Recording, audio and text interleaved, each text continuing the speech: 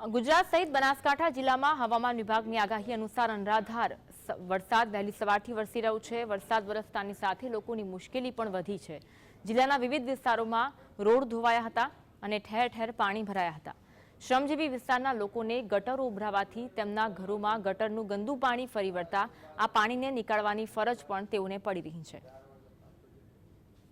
તમે જુઓ જ છો, અત્યારે તમે લાઈવ છો તો અહીંયા પાણી બધું ભરેલું છે। તે લોકોને બાળકોને શાળાએ જવું હોય તો પણ પ્રોબ્લેમ થાય છે। હું તો 40 વર્ષથી અહીંયા રહું છું, આની પરિસ્થિતિ સર્જાઈ રહી છે। ઘણી વાર રજૂઆતો કરી છે, નગરપાલિકાના ઘણા બધા ધારાસભ્ય વગેરે જે કે કોર્પોરેટર વગેરે આવે છે, તો એ લોકો પ્રોબ્લેમ જે કહેવાય ને લાઈફ ટાઈમનો પ્રોબ્લેમ સોલ્વ કરવાનો એ કરી શકતા નથી। એટલે અમારી એક જ વસ્તુની માંગ છે નગરપાલિકાને કે કંઈક આનું નિકાલ એટલે લાઈફ ટાઈમ માટે કે અહીંયા આગળ ગરીબ વ્યક્તિઓ લોકો રહ્યા છે અહીંયા બરાબર છે, એમને રોજની મજૂરી કરવા માટે નીકળતા હોય છે, એટલે એમનો કોઈ એવો સમય પાણીમાં કાઢવા માટે હોતો નથી।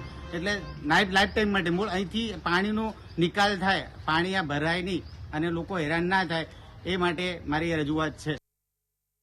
અહીંયા અમારી પરિસ્થિતિ તો એવી છે કે અહીંયા અમે કઈ રીતનું તો રહેવાનું, કઈ રીતનું જીવવાનું, અહીંયા 40-45 વર્ષથી એવું ને એવી પરિસ્થિતિ છે। આ પાણીનો કોઈ નિકાલ કરતા નથી। ગટર નાખી છે પણ એ પણ નકામી છે, એ પણ કંઈ બરોબર વ્યવસ્થિત પાણી કાપતી નથી, જતું નથી પાણી। અમને ખૂબ જ તકલીફ આવે છે, ગંદકી છે અંદર। ગટર કુવા આપલા ભાઈ આજે જેના આ ગટરમાં કનેક્શનો બધા સંડાસના આપી દીધા છે, એટલે પાણી બહુ ગંદુ છે।